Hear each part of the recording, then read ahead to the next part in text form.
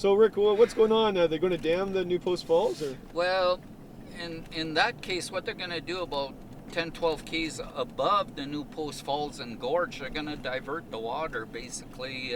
So they're gonna shut that valve off. So it's going to have a major impact. So OPG's involved with that. The local native group TTN is involved with that. As everybody knows, the government's crying for green energy. But when you weigh it all out, let's say they're predicting that could be a 20 megawatt. So when they predict 20 megs, they talk about that'll be a peak in the spring if you're lucky, and the rest of the year, especially in a place like that, and with the change globally, and that with the warming affecting some areas, which it is affecting the north region quite a bit, you'll be lucky if you'll average 6 megs all year. So when you think about it, 6 megs and the amount of homes that can do, it's not even close, weighing it out. So that's where we're at, unfortunately, in northeastern Ontario, especially because the areas are remote enough. I mean, remote in the sense that you don't have the human population, but you do have basically a road access. You do have power lines that are accessible that still can, take a lot more power on the grid.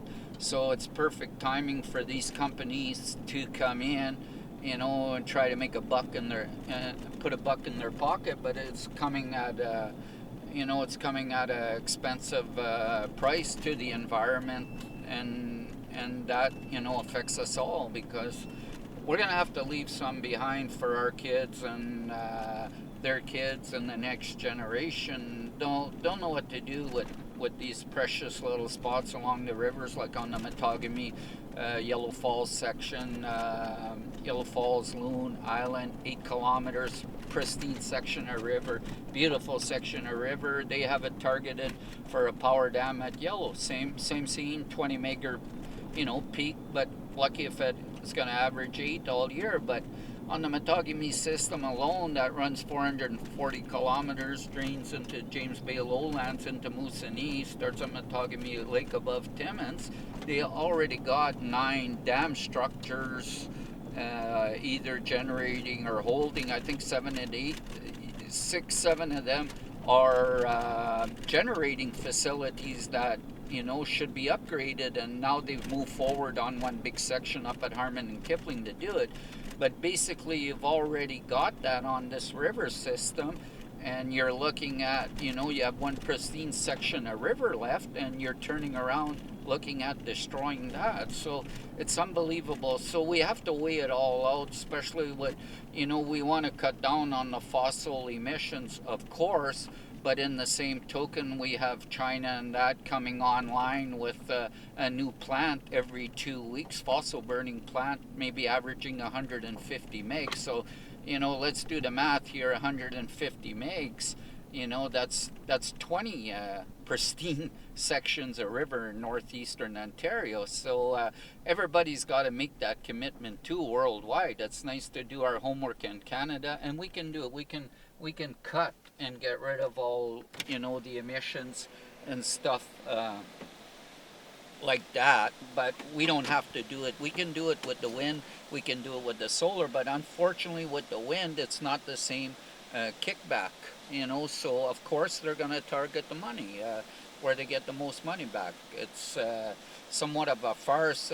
Government comes, they pay a company. Rick Isaacson could come forward. He says, I want to, move forward on a project in the area. So they said, okay, Rick, you're granted that. You go out there, you get the proponents. So I get these people to do all the studies and that. And basically they bring me back the material if it's feasible. Well, you can imagine if you keep coming back to my table, you're working for me. I'm paying you, and you keep telling me it's not a good plan, Rick. I don't like how it's going to impact the sturgeon.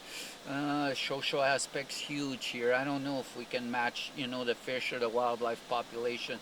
So that's where it's somewhat of a farce. But the ugliness is that's way too little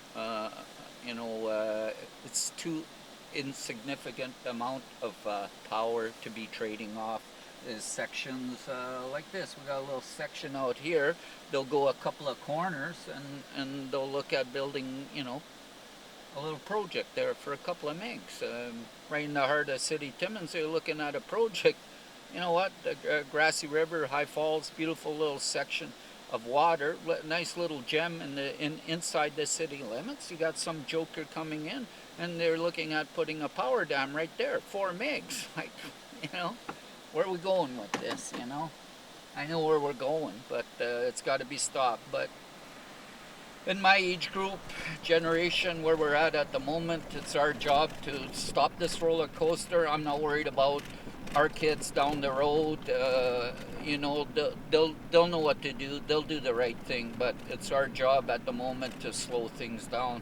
Even, when you talk about green energy, you'll have guys like, listen to really high-end environmental guys like David Suzuki, for an example, and he'll talk about green energy and, the importance. Well, a lot of people down south looking to that right away, they always relate that mostly to water power and that. And I would think, you get a guy like David up in this area, if I'd bring him to that Yellow Falls area or even the New Post, he'd say, well, wait a minute, that's not quite what I mean. You shouldn't trade off this gem for that insignificant amount of power, So that's where we're at. So hopefully a lot of people, of course, like everything, the key is going to be to educate the public on what's, at stake. And I found out even dealing with different groups in the area, and, we had one industry town I come from when it closed down.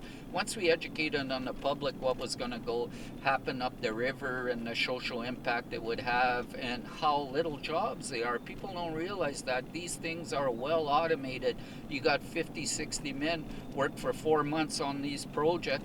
Only 10% of that are just a basic labor job. The rest are all skilled labor. So once that's done, you'll have a steady worker there for 3-4 years, and the next thing you have full automation. So there's no future growth for the community beside it and that. So in these companies, they're doing their homework now too, where they'll come, forward, and they know that the bottom line, sooner or later, they're going to have to work with the First Nation groups in the area. So they try to go right there, knock on their door and promise this, promise that, join with us, let's sit with the government, we can make this happen. So that certainly is speeding up the process. So you can bet for a lot of these communities and that in the First Nations group, more isolated,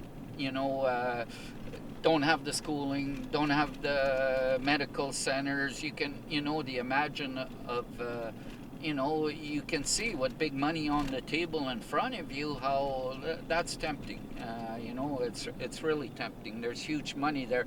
So in the same token, hopefully, as we move forward and their kids and their youth are more educated, like all youth in general on the subject, is they'll make a lot wiser decisions moving forward, and they'll make decisions that'll benefit the whole community. So what I'm saying is you need proper leaders. When you're talking million dollar packages, you need excellent leadership in your groups and honest leadership, because money is definitely the root of all evil. So and that's what it's all about with these projects. And they talk about the monster and nuclear and that, and sometime when you weigh it out, and there's you upgrade the nuclear plant, well, as far as emissions go into the atmosphere, there's no problem with that at all. What it is getting rid of the waste, and we're not there yet that we know how we can use this waste, but reuse it. But that doesn't mean that down the road it won't be there. So we have to watch that too, because these plants, when you talk about 6,000 meg nuclear turbines and that, like, do you know how many rivers and how many New Post Falls and all that you've saved? And you need these rivers. They're the lifelines.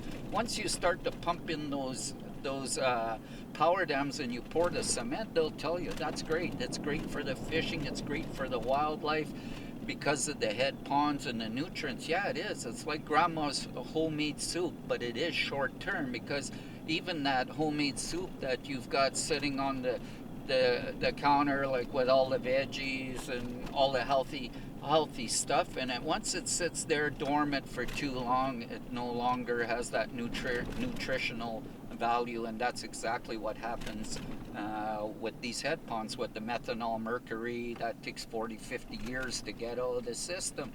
And now they're seeing it downriver with my native buddies, and that they're getting tested, and they got really high content from they eat sturgeon and that, and they're just loaded with mercury levels. So when you weigh it all out, a lot of it isn't worth it. So definitely I'd like to see more wind, of course more solar, and be very cautious which river systems we just shut off completely.